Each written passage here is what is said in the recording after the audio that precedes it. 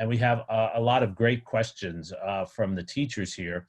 The first one is from Christina Longofano, and a number of other teachers have asked similar questions. To what extent did the UN and individual members of the international community buy into what the United States was doing in Korea and Vietnam and other areas that you discussed? What were the reactions, and I think particularly from American allies? That's a really good question, and the short answer is they didn't. You really see that you see that in Korea, where if you look at the list of nations who contribute troops, of course the United States is providing 80%, 90% of all categories of resources. But then you think about who's supplying the other troops. American clients, nations that essentially owe the United States something for having received aid or for being involved, in other ways with the United States. It's even worse in Vietnam, where not only does essentially only a small handful of states actually provide aid, but we actually see during the Vietnam War protests against American intervention in Vietnam all over the world. I mean, which is really remarkable. And when I teach, especially when I teach my global Cold War class, I really try to show pictures of how widespread this opposition was. And Jeremy, from your first book, that this becomes part of this global period of protest. So the short answer is that the international community does not buy into these interventions. And particularly the segment of the United Nations, that's becoming dominant during this period. In 1950, when the U.S. can sort of push through these resolutions in the Security Council, that's a time when the U.S. still dominates the United Nations. And my current work, which really looks at the sort of the rise of this anti-American faction in the UN that comes to dominate during the period of decolonization. By this time, you've got all of these anti-imperial states who've come out of the era of decolonization. They see these actions as heavy-handed. They see them as anti-nationalist. They see them as really, really bad things. Right. So they're very, very opposed to these actions.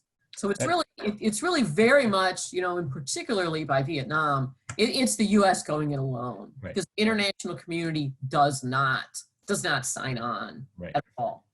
And I think it's a really important point that's often forgotten that you've raised, that the criticism of U.S. actions, particularly in the third world from American allies, did not start with Vietnam. It reached a crescendo.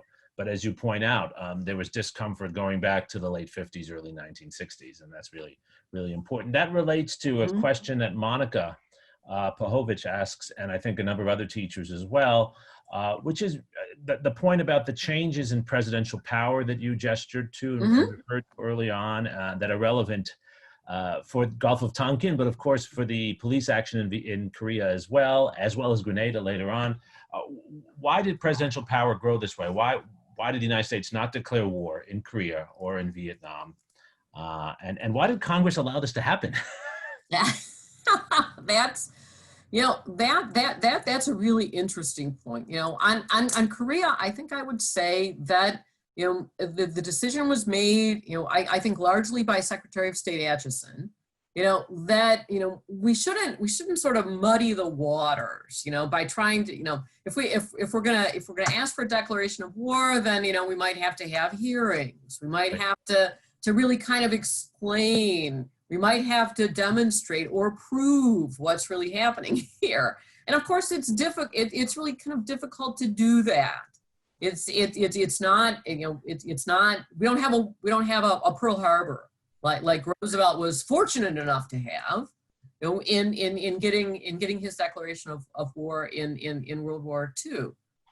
We're sort of more in that World War I area where, as you know, Jeremy, and teachers too, that Woodrow Wilson had a really uphill climb to try to sell that intervention. So the decision was made, I think, in the Truman administration, not to go that route, not to risk having questions raised about the action, but if we, if we frame this intervention, as part of what we've already, in the period since 1940, we've already, I hesitate to use the word trained, we've sort of already got the American people to where they understand, or at least a great portion of them understand, that communism is a threat. We've got all those actions that Mark talked about on Monday. We've sort of gotten the world to see, or at least we've gotten the American people to see, that it's really kind of us against them, and that we can't trust them. We can't believe that they're limited in their aspirations. So, I think that, for the administration, the safest way, is to simply say, we're not going to call it a war. We're going to intervene, and we're going to do it through the United Nations, because then it looks like we're leading the world community.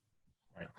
If the Soviets had not been boycotting the Security Council, of course, they could never have done that, because the Soviets would have vetoed, and you would have had a really difficult time, even in 1950, getting a measure like this passed through the General Assembly. And even if you did, so what? Right. There's no power there. It's just sort of world sentiment. Yeah. So, it becomes possible to do that. The situation in Vietnam, I think, is similar, but a little bit different. By now, you've got a history, since, however far we want to go back, but, we've got a history already of being involved to stop this spread of communism in Vietnam. And we've got the presentation of what Johnson and his administration sell to Congress and the American people as these attacks on American naval vessels in the Gulf of Tonkin. The record there, is very shady. Maybe there was a first attack. There certainly wasn't a second. But it really doesn't matter. As Johnson himself said, that the Navy could have been shooting at whales out there. It doesn't matter. The truth doesn't matter. What matters is how we can sell it. So if Johnson goes to the, to Congress and the American people and such, essentially our men have been fired on. The fighting has started. And history will record who fired the first shot. It wasn't us. So you have to unbind my hands. You need to give me, the tools I need to protect us. One of the things I think, to kind of raise, or address the, why would Congress allow this to happen, is the remarkable voting record here. Right. The Gulf of Tonkin resolution passes the House of Representatives with no dissent whatsoever. Only 2 senators vote against it. That's testament to the masterful way that Johnson and the administration have sold this. Right. That this is a matter of life or death. It's astonishing to me. And even more astonishing, perhaps, is when Congress tries to reverse this process with the War Powers Resolution. Thomas asks about this, Thomas Longbottom. Mm-hmm. That doesn't seem to work either, right? Because the War Powers Resolution passes, and then, as you say, Grenada happens soon therever, a variety of other interventions. Absolutely. I mean, you really see that you see this, you see this common thread, and you see these, and another element of this time period that I think is really interesting, and that I think would work, would work in sort of teaching these issues in the classroom, is to think about Congress's efforts over this period, the 1970s, to rein in the kind of this imperial foreign policy presidency through the church hearings and other efforts. It astonishes me that it's only in the 1970s that the U.S. government disavows the idea of using assassination as a tool of foreign policy. I mean, why would a nation ever have to say that it's against their policy, not to assassinate people? Right. But it is necessary. Right. So I think that looking at these, a series of congressional hearings, and there are several efforts by Congress to call attention, to these misdeeds, and to really say, you're overstepping, things have to change, Yes. and then again, kind of comes out of this global pushback against the way the United States has been conducting its foreign policy, especially the war in Vietnam, which is so devastating. So that's incredibly helpful, and it leads to Graciela Alonso's question, and there are a lot of teachers who are interested in this as well, which is looking out from Congress to the world. Are there really different policies the United States has toward different regions, or do you see this as a coherent Cold War containment policy? Is it global containment, or is it regional reactions based on other things, perhaps race, perhaps different economic interests? I think I'm a continuum sort of a historian. I see these ideas sort of applied improperly or incorrectly or mistakenly. We could unpack all of those words. But I see the United States really is undertaking a consistent approach, and it really is based on the ideas that the United States, or these lessons that the United States develops early on. The Soviets back down to force. The Soviets are controlling everything. Nationalism is communism. A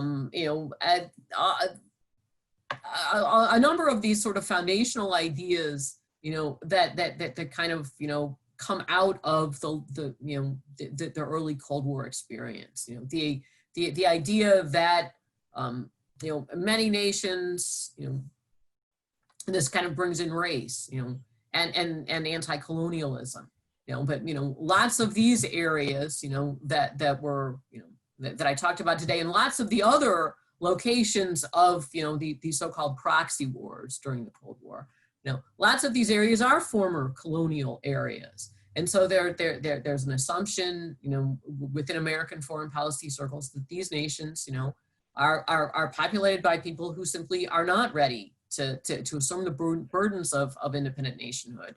They're sort of unable to stand on their own 2 feet. They need leadership, and if that leadership can't be provided any longer by the formal colonial power, whether it's Britain or France or Portugal, Belgium, we could go on, then of course, somebody has to step in. And I also see the American foreign policy makers, during this period as really, operating under a very much a zero-sum, philosophy. Is that, there's only so much land in the world. You can't allow any inch of that land to go into the other side. And so during the period of formal colonialism, all of those colonies are, de facto on the Western side because they belong to America's Cold War allies. And as the process of decolonization and the rise of nationalism, moves those areas out of the formal control of their Western rulers, then American foreign policymakers have to find ways to make sure that they don't cross the line, right, and go into the communist camp. And that it brings up an issue that that's not really part of what I talked about today, but that really kind of illustrates why American policymakers have such a reflexive opposition to neutralism. It's why the non-aligned movement is so problematic. Right. It's because for American policymakers, you have to choose sides. You saw that. Go back to the Truman Doctrine. That was part of Mark's document package on Monday. Truman says nations have to choose. You can't opt out. You can't say I'm not playing the Cold War game. Everybody has to choose. And for American policymakers, as they look at that decolonizing world, what their policy has to do is make sure that countries don't choose wrong. Along the way, of course, what that means, and we see this most spectacularly in Vietnam, but we see it in lots of other places too. What that means is that the United States has to intervene then to stop the choice if that choice for nationalist control is going to mean the loss of that territory, to communism. So that's where the American tendency to conflate nationalism and communism really comes in. It's because many nationalist movements, of course, were left-leaning, if not overtly communist, then they certainly were left-leaning, which makes perfect sense. Right. How could they be otherwise, really, Right. given those nations' experiences Right. and the realities of the way the communist or the capitalist system exploits those nations? But that's leading us in other directions. Well, but it's, I think, a good place really to wrap things together for now and to give you a break. I think what we're going to do